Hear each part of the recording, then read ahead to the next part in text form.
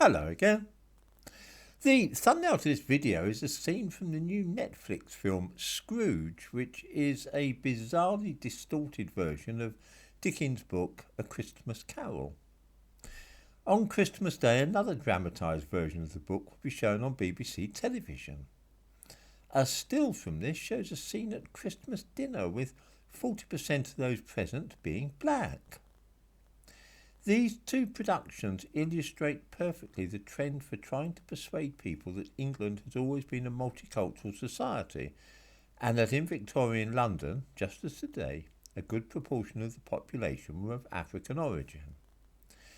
I need hardly say that this is entirely false, and that apart from a few sailors and beggars, there were not really any black people at all in 19th century London. There are any number of photographs taken of street scenes in London in the late Victorian period, and many people can be seen. They're all white. The city was ethnically homogeneous at that time.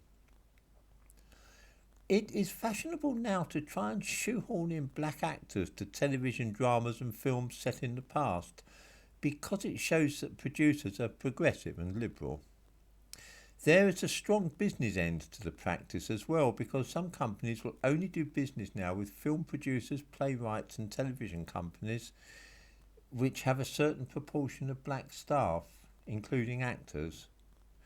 There is, in other words, a powerful financial incentive to use black people in any film set in Britain's past.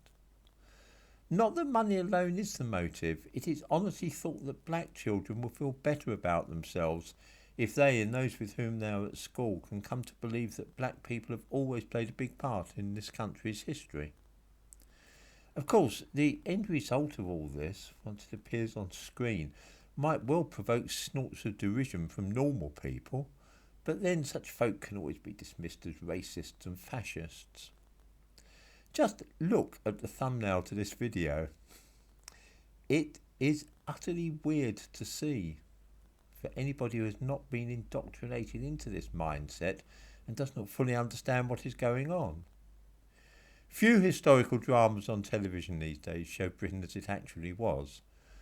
Without exception, they all find roles for various random black people.